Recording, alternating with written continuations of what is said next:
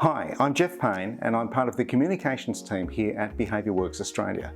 We're a research institute, part of the Monash Sustainable Development Institute, looking at behaviour change. Pocket Change is a series of short videos. We produce one each month, looking at the work of our researchers and their research and how they can change the world for the better.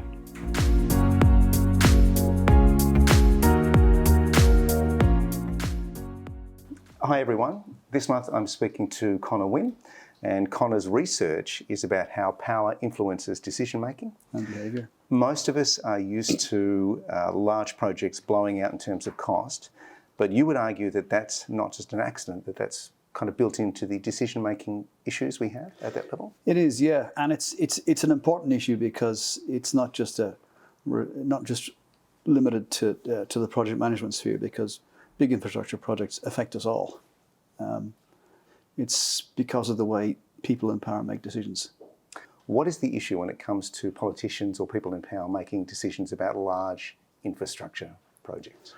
The issue is the way, and this is the journey for me as well, which was a fascinating part of my PhD. But one of the things I found is that senior people don't use much data at all for decision making. Okay. So if politicians, and I can kind of understand that they may not be able to absorb all that information, but they must have people who work for them that do. Exactly, yes. So one of the ways politicians deal with the fact that they don't have time, and lack of time and issue complexity are big determinants of whether you use what's called heuristics or shortcuts to make decisions. One of the heuristics they use is, I get somebody I trust, I'll outsource it to them. She'll go through it with a fine-tooth comb and tell me what I need to do about it. The issue is that those people are also flat chat, right, and they're spinning lots of different plates. Yeah. But one of the heuristics that people will use is, particularly politicians, is self-interest, which is like, I've got a year to go to the next election. Yep. Well, is the community clamouring for this?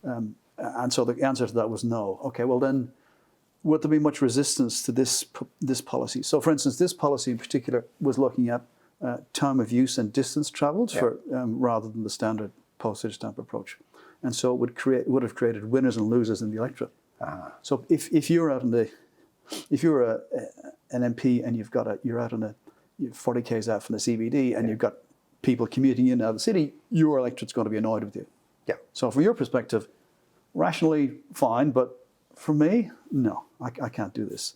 In a way, that is a type of rational logic, though. The real politics situation of an electorate that will. You're right. So there is a thing. There is a phrase called ecological rationality, which is a fancy way of saying it's rational in this situation. Nobody's irrational to themselves. It's perfectly rational. Right. It's just that if you took a business case, in this case, which would have reduced traffic potentially significantly, particularly around the CBD, where we got congestion and pollution issues, that just would not. It's just not. In fact, the Premier he dismissed it about 18 months ago, just very quickly. It's not going to happen. So there are great examples of cost overruns and projects that look good on paper. Sydney Opera House. Sydney Opera House. We held the record at one stage. We were 1,400 times the the original budget. Wow. Olympic Games? Olympic Games, almost every Olympic Games is between 30 and 50% what they originally pitched for. So those big kind of glamour projects, they have a terrible track record. So recently the Victorian Premier has had to cancel the Commonwealth Games. Yeah. So the idea that the Commonwealth Games is a money-losing venture is not new, but actually pulling the plug at that late stage is. That's very unusual. Okay. Yeah, what's often the case is that political decision makers get locked in, or they get hemmed in because they've committed to do something, and so as the costs escalate, and they escalate for a number of different reasons. One of which is the original business case was highly unlikely and highly optimistic.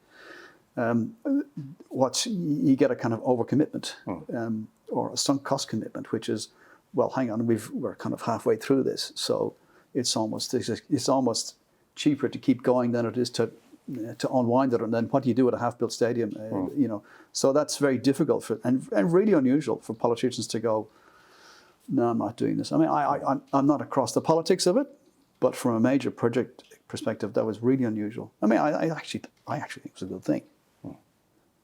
If we are prone, or politicians and leaders are prone to making irrational decisions, talk about resistance and the idea that there could be people that would help them make better decisions. So one of the things you don't want to do is be Robinson Crusoe when it comes to pushing back. There are some short-term incentives, such as the next electoral cycle, which will drive perverse behaviour.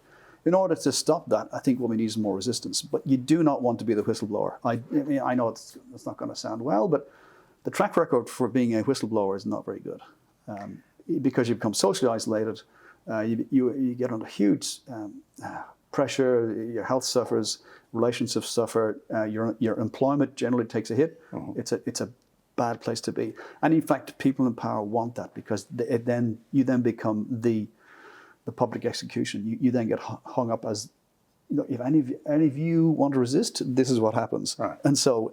So in terms of changing behaviour, in terms of getting better behaviour, what do we do in terms of either training our politicians or those who work for them to say there's a better way of making decisions in the long term? Well, what a politician ought to do, and that's a great point you make, if we're training politicians, we ought to train them to look for more resistance, not less.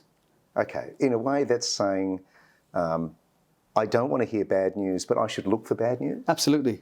And you should deliberately set it up so you have somebody who can call you into a room and go, mate, no. And they'd go straight to the board or to the CEO and tap them on the shoulder, and they go, look, I'm throwing a red flag on this. And in the end, it does require a type of politician who is brave enough to ask for bad news or resistance. Yeah, I think so there's resistance in two ways. So if we had leaders who were searching for contradictory evidence, or who were being counselled by people who had their long-term interests at heart, I think we would get better decisions. What they don't need is a cheer squad. They actually need people counterbalancing, saying, this is a bad idea, and here's why. And also, now there's much said about psychological safety, and it's a difficult area, but basically the politician, he or she needs to set up a group where the people feel comfortable bringing them bad news and telling them what should be fixed. So are people sometimes set up to fail and to be reset, and to set up to fail and to be reset? It happens all the time.